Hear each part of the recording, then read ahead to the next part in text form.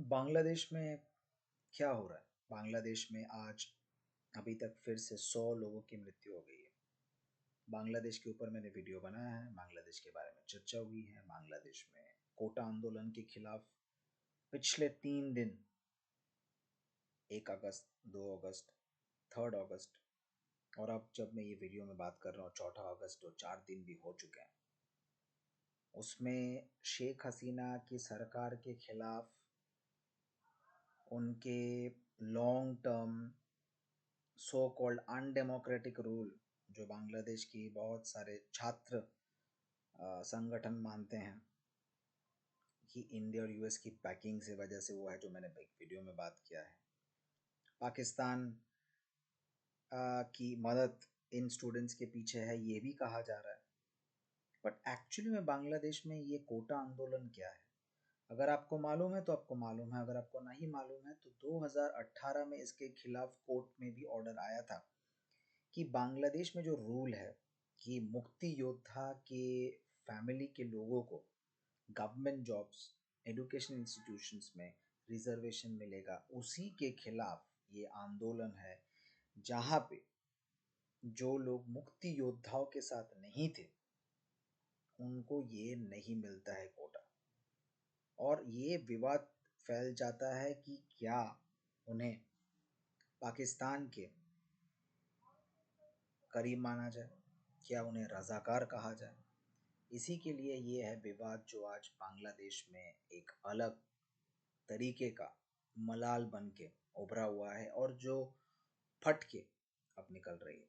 हालांकि बांग्लादेश की आर्मी, बांग्लादेश के जो honourable prime minister Sheikh Hasina साहिबा, वो अभी भी इस सिचुएशन पे काबू पाने के लिए प्रेस कॉन्फ्रेंस किया है, कमेंट्स दिए हैं, स्टेटमेंट्स दिए हैं। बट लोग मर रहे हैं, लोग पानी पानी चिल्ला रहे हैं और लोग हैरान हैं, परेशान हैं। अब इसका इम्पैक्ट इंडिया के ऊपर क्या आएगा, अभी तक इसके ऊपर हम लोग कुछ कह नहीं सकते, क्योंकि ना इंडिया ने इसके बारे में कुछ स्टेटमेंट दिया, और सही कारण भी है क्योंकि एक सॉवरेन नेशन है, उसकी खुद की इंटरनल मैटर। अब सॉवरेन नेशन और नेबरहुड से हम अगर आए तो चाइना ने इंडिया को अपनी ग्लोबल टाइम्स, जो उनकी प्रोपागेंडा न्यूज़ चैनल या न्यूज़पेपर भी कहा जाता है, उसमें इंडिया को उन्होंने 5th most powerful manufacturing country बताया है। ऑफ कोर्स चाइना नंबर 1 है, United states of America number 2 है, नंबर 3 है जर्मनी, नंबर 4 है जापान और नंबर 5 में है इंडिया। तो ये एक अलग तरीके की बात है कि अब बॉर्डर टॉक्स के साथ साथ ये पब्लिकेशन भी आया है जो चाइना की बहुत इंपॉर्टेंट न्यूज़पेपर है। तो इस सिचुएशन से आगे क्या होगी, आगे वॉर लाइक सिचुएशन वो अवॉइड किया जाएगा या हमारे नॉर्मल सी रिटर्न होगी कि जो जयशंकर साहब ने कहा था वो आगे की बात है।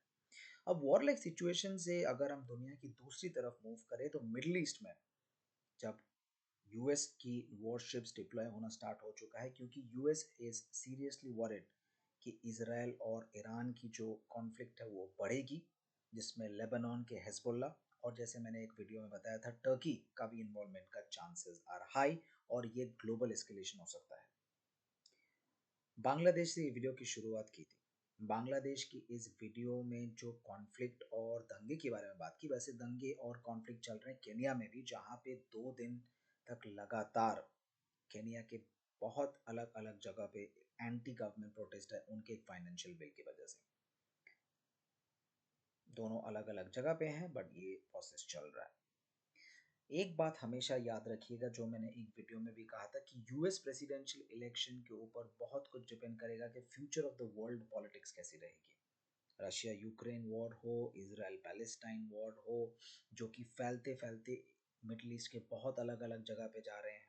अगर कमला हैरिस आए तो उनका एक अलग अप्रोच रहेगा, अगर डोनाल्ड ट्रंप आए तो डेफिनेटली एक अलग अप्रोच रहेगा इस मिडल ईस्टर्न वॉर में, और खासकर रशिया यूक्रेन वॉर में भी, जहां वो पुतिन के साथ शायद काफ़ी अलग तरीके से डील करेंगे। इस बीच यूरोपियन कंट्रीज, खासकर फ्रांस जिनके पास आर्म्ड फोर्सेस हैं, वॉरक्राफ्ट कैरियर्स हैं, उनका क्या रवैया रहेगा हमें नहीं मालूम। उनमें भी एक नया सरकार की प्रतिष्ठा हुई, हालांकि मैक्रोन रहे हैं, जहाँ पे ओलंपिक्स भी हो रही है। उनकी किसके बारे में बात किया जा रहा है, स्पोर्ट्स मिनिस्टर, जिनके साथ इसका कुछ लेना देना है नहीं, बट मैक्रोन की पावर बहुत कटौती हुई बिकॉज लेफ्ट विंग की पावर गवर्नमेंट में आई है, तो उनका अप्रोच भी चेंज होगा। और नेटो की बात तो अलग है। तो ऐसे बहुत सारे चीज़ें हैं जो हो रही है दुनिया में, और कैसे कब पलट जाए हम किसी को नहीं पता। इसके लिए आगे हमें देखना पड़ेगा, आगे आगे होता है क्या।